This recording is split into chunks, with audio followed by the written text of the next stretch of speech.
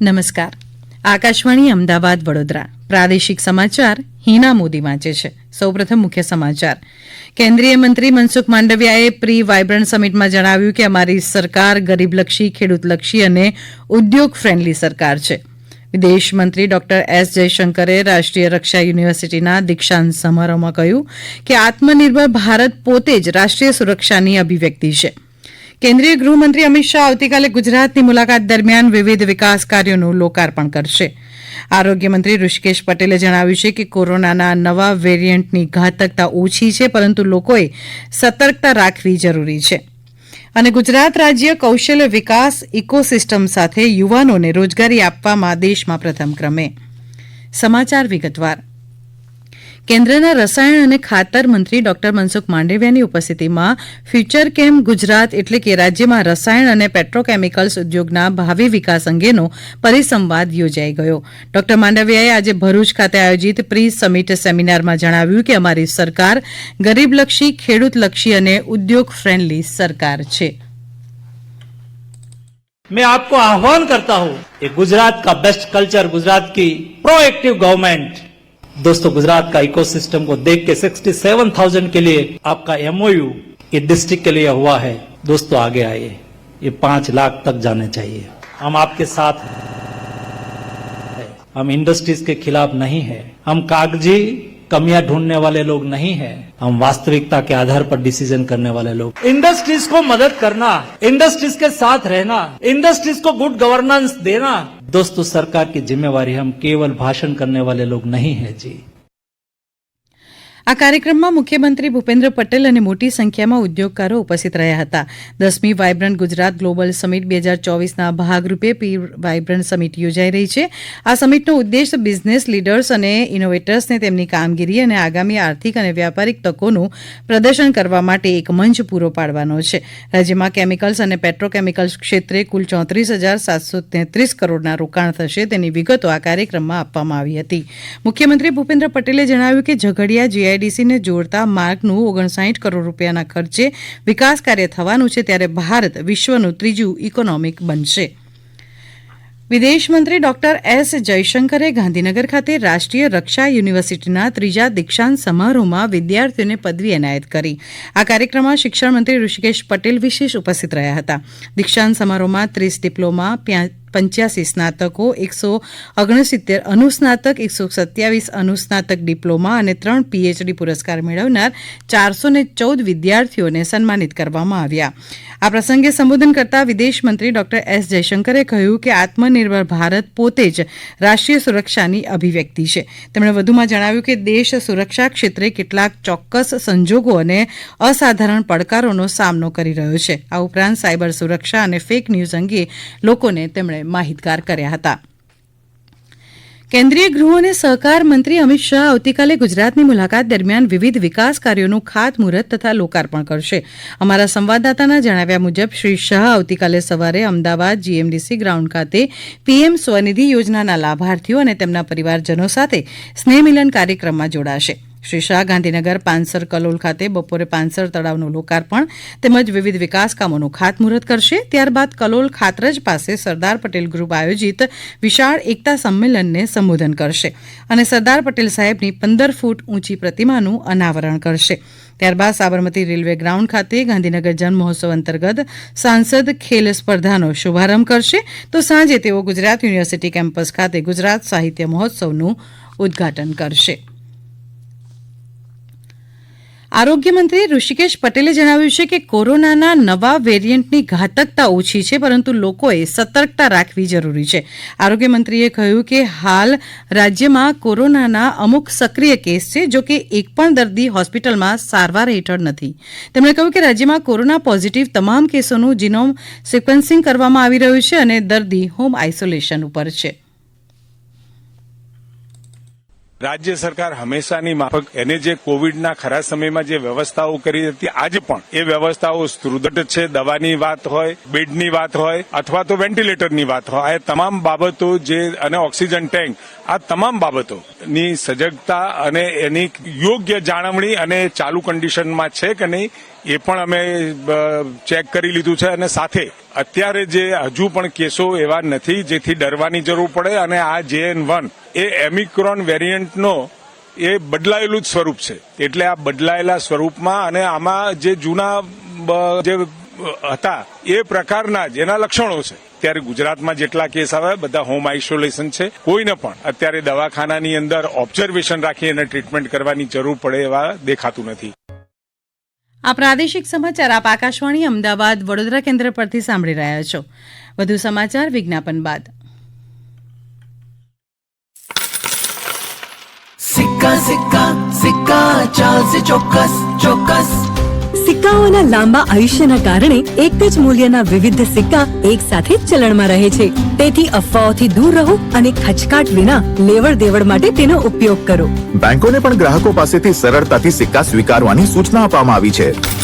સિક્કા સિક્કા સિક્કા ચાલશે ચોક્કસ ચોક્કસ. RBI કહે છે, જાણકાર બનો, સતર્ક રહો. પ્રાદેશિક સમાચારમાં ફરી એકવાર આપનું સ્વાગત છે. કૃષિમંત્રી રાઘવજી પટેલ અને મહિલા અને બાળ કલ્યાણ મંત્રી ભાનુબેન બાબરિયાના હસ્તે રાજકોટ મહાનગરપાલિકા વોર્ડ નંબર 13માં ડીઆઈ પાઇપલાઇન ડિસ્ટ્રીબ્યુશન નેટવર્કના વિકાસ કાર્યોનું ખાતમુહૂર્ત કરાયું. વોર્ડ નંબર 13ના બાકી રહેતા વિસ્તારોમાં અંદાજિત 38 કરોડ રૂપિયાના ખર્ચે કુલ 116.64 કિલોમીટર લંબાઈમાં પાઇપલાઇન નાખવાથી સ્થાનિકો માટે પીવાના પાણીની સુવિધા સરળ બનશે. આજે ખેડૂત દિવસ નિમિત્તે કૃષિમંત્રી રાઘવજી પટેલે ખેડૂતોને શુભેચ્છા પાઠવી છે. રાજકોટ ખાતે પ્રધાનમંત્રી ફેરિયા આત્મનિર્ભર નિધિ યોજનાના લાભાર્થીઓનો સ્નેહ મિલન સમારોહ યોજાઈ ગયો. કૃષિમંત્રી રાઘવજી પટેલ અને કેબિનેટ મંત્રી ભાનુબેન બાબરિયાના કાર્યક્રમમાં ઉપસ્થિત રહ્યા હતા.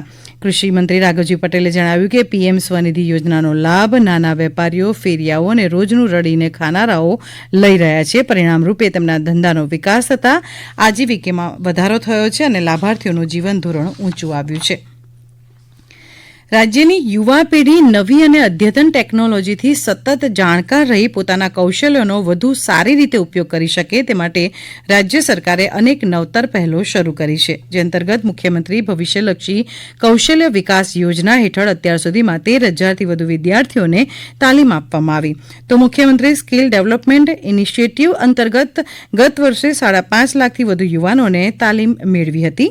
કૌશલ્ય સ્કિલ યુનિવર્સિટીમાં 6 વિદ્યાશાખા હેઠળ 100થી વધુ અભ્યાસક્રમો વિદ્યાર્થીઓ માટે કાર્યરત કરાયા હતા. જ્યારે મુખ્યમંત્રી એપ્રેન્ટિસશીપ યોજના હેઠળ 1,21,000થી વધુ યુવાનોએ ઔદ્યોગિક વાતાવરણમાં તાલીમ મેળવી હતી. ગુજરાતમાં છેલ્લા 2 દાયકા દરમિયાન દેશના સૌથી ઉત્તમ કૌશલ્ય વિકાસ વાતાવરણનું નિર્માણ થયું છે. સાથે જ છેલ્લા કેટલાક વર્ષોથી રાજ્યના યુવાનોને રોજગારી આપવામાં પણ ગુજરાત દેશમાં પ્રથમ છે. આદિજાતિ વિકાસ પ્રાથમિક માધ્યમિક શિક્ષણ મંત્રી કુબેર ડિંડોરે આજે પોરબંદરના રાણાવાવ ખાતે 61,34,000ના ખર્ચે તૈયાર થયેલ શાળાના નવા બિલ્ડિંગનું ઉદ્ઘાટન કર્યું. આ શાળામાં સ્માર્ટ ક્લાસ, કોમ્પ્યુટર લેબ સહિતની વિવિધ સુવિધાઓ ઉપલબ્ધ કરાવવામાં આવી છે. ભરૂચ ખાતે રાષ્ટ્રીય જાડા ધાન્ય અંગેની કાર્યશાળા યોજાઈ ગઈ. આ કાર્યશાળામાં મિલેટ્સ, તેની આજના જીવનમાં જરૂરિયાત અને તેના મહત્વ અંગે તજજ્ઞો દ્વારા માહિતી આપવામાં આવી હતી. અમારા ભરૂચ જિલ્લાના પ્રતિનિધિ વાહિદ મશદી જણાવે છે કે વિદ્યાર્થીઓએ મિલેટની વિવિધ વાનગીઓ બનાવી કોલેજ કેમ્પસમાં સ્ટોલ તૈયાર કર્યા હતા. આગામી નાતાલના તહેવાર દરમિયાન રજાને ધ્યાનમાં રાખીને ઇન્દ્રોડા પ્રકૃતિ ઉદ્યાન મુલાકાતીઓ માટે રાબેતા મુજબ ખુલ્લું રહેશે. ગીર ફાઉન્ડેશનના નાયબ નિયામકના જણાવ્યા મુજબ ઇન્દ્રોડા પ્રકૃતિ ઉદ્યાનમાં દર સોમવારે રજા હોય છે, પરંતુ આ વખતે 25 ડિસેમ્બરને સોમવાર છે, છતાં પર્યાવરણ પ્રેમીઓ માટે આ પાર્ક સવારે 8થી સાંજના 6 વાગ્યા સુધી ખુલ્લો રહેશે. દ્વારકા ખાતે આવતીકાલે 37,000 આહિરાણીઓના મહારાસ યોજાશે. અમારા દેવભૂમિ દ્વારકા જિલ્લાના પ્રતિનિધિ કરણ જોશી જણાવે છે કે દેશભરમાંથી 1.5 લાખ જેટલા આહિર સમુદાયના લોકો આ મહારાસમાં ઉપસ્થિત રહેશે અને આહિર સમાજની જુદી જુદી પાંખો એક છત્ર હેઠળ જોડાશે. ઉત્તર પશ્ચિમ રેલવેના અજમેર ડિવિઝનના મદાર પાલનપુર સેક્શનમાં જેઠી ચિત્રાસણી સ્ટેશનો વચ્ચે ટેકનિકલ કામને કારણે સાબરમતી જોધપુર સાબરમતી એક્સપ્રેસ ટ્રેન રદ રહેશે. 25 ડિસેમ્બરને સોમવારે જોધપુરથી ઉપડતી train number 14821 Jodhpur Sabarmati express train રદ રહેશે, જ્યારે 26 ડિસેમ્બરને મંગળવારે સાબરમતીથી ચાલતી train number 14822 Sabarmati Jodhpur express train રદ રહેશે. સ્વચ્છતા હી સેવા ઝુંબેશ અંતર્ગત સુરત જિલ્લાના ઓલપાડ તાલુકાના કીમ ખાતે વન અને પર્યાવરણ રાજ્યમંત્રી મુકેશ પટેલ મેગા સ્વચ્છતા ડ્રાઇવમાં જોડાયા. પ્લાસ્ટિક મુક્ત સ્વચ્છ ગામ બનાવવા જેસીબી, ટ્રેક્ટર, કચરાપેટીની ગાડી અને સ્વચ્છતા કર્મીઓ સાથે કીમ ખાતે સ્વચ્છતા મેગા ડ્રાઇવનો આરંભ કરાયો હતો. રાજ્યભરમાં સરકારની વિવિધ યોજનાઓની માહિતી લોકો સુધી પહોંચાડવા માટે વિકસિત ભારત સંકલ્પ યાત્રા ચાલી રહી છે. સુરતના કામરેજ તાલુકાના ટીંબા ગામે શિક્ષણ મંત્રી પ્રફુલ પાનસરિયાએ વિકસિત ભારત સંકલ્પ યાત્રાના રથનું સ્વાગત કર્યું. વલસાડના પારડી તાલુકામાં નાણામંત્રી કનુ દેસાઈની ઉપસ્થિતિમાં વિકસિત ભારત સંકલ્પ યાત્રા યોજાઈ. અમારા છોટાઉદેપુર જિલ્લાના પ્રતિનિધિ રાજેશ રાઠવાના જણાવ્યા મુજબ જિલ્લાની 270 ગ્રામ પંચાયતોમાં ફરી ચૂકેલી સંકલ્પ યાત્રા જિલ્લાના 1 લાખથી વધુ ગ્રામજનોએ વિકસિત ભારતના નિર્માણમાં પોતાની ભાગીદારી નોંધાવી.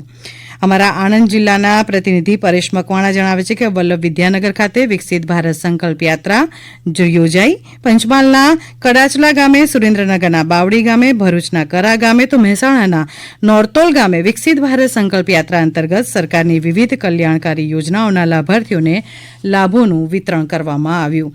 કેન્દ્રીય નાણાં રાજ્યમંત્રી ભાગવત કરાડ આવતીકાલે વડગામ અને પાલનપુર ખાતે યોજાનારી વિકસિત ભારત સંકલ્પ યાત્રા કાર્યક્રમમાં ઉપસ્થિત રહેશે. તો મહીસાગર જિલ્લાના હાથીવન ગામે સંકલ્પ યાત્રા અંતર્ગત તેજસ્વી બાળકોને પ્રમાણપત્ર એનાયત કરાયા. અમદાવાદના સમાણી ગામે સંકલ્પ યાત્રા અંતર્ગત આરોગ્ય કેમ્પમાં ગ્રામજનોની તપાસ કરાઈ. અંતમાં મુખ્ય સમાચાર ફરી એકવાર. કેન્દ્રીય મંત્રી મનસુખ માંડવિયાએ પ્રી વાયબ્રન્ટ સમિટમાં જણાવ્યું કે અમારી સરકાર ગરીબલક્ષી, ખેડૂતલક્ષી અને ઉદ્યોગ ફ્રેન્ડલી સરકાર છે. વિદેશ મંત્રી ડોક્ટર એસ જયશંકરે રાષ્ટ્રીય રક્ષા યુનિવર્સિટીના દીક્ષાંત સમારોહમાં કહ્યું કે આત્મનિર્ભર ભારત પોતે જ રાષ્ટ્રીય સુરક્ષાની અભિવ્યક્તિ છે. કેન્દ્રીય ગૃહમંત્રી અમિત શાહ આવતીકાલે ગુજરાતની મુલાકાત દરમિયાન વિવિધ વિકાસ કાર્યોનું લોકાર્પણ કરશે. આરોગ્ય મંત્રી ઋષિકેશ પટેલે જણાવ્યું કે કોરોનાના નવા વેરિયન્ટની ઘાતકતા ઓછી છે, પરંતુ લોકોએ સતર્કતા રાખવી જરૂરી છે. અને ગુજરાત રાજ્ય કૌશલ્ય વિકાસ ઇકોસિસ્ટમ સાથે યુવાનોને રોજગારી આપવામાં દેશમાં પ્રથમ ક્રમે. આકાશવાણી અમદાવાદ વડોદરા કેન્દ્ર પરથી પ્રાદેશિક સમાચાર પૂરા થયા.